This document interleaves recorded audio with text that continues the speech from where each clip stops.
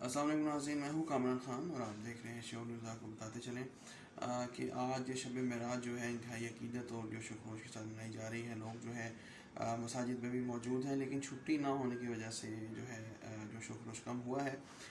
پاکستان میں یہ پہلے چھٹی ہوا کرتی تھی شب معراج پہ، شب برات پہ، شب قدر پہ لوگ بہت ہی زیادہ عقیدت سے عبادات کرتے تھے، لیکن اس کے بعد رفتہ رفتہ جو ہے حکومتوں نے یہ چھٹیاں ختم کرنی شروع کی، جوش و خروش کم ہوا۔ ظاہری بات ہے کہ جب سکولز ہوں گے، کالجز ہوں گے، یونیورسٹیز ہوں گی، دفاتر ہوں گے، تو پھر آہستہ آہستہ رش کم ہوگا۔ پھر اس سال جو ایک بہت بڑی وبا ہے کرونا ویکسین، اس کی وجہ سے لوگ نہیں آئے۔ پچھلے سال کچھ لوگ موجود تھے، بہرحال اس سال بتدریج لوگ کم ہوئے ہیں۔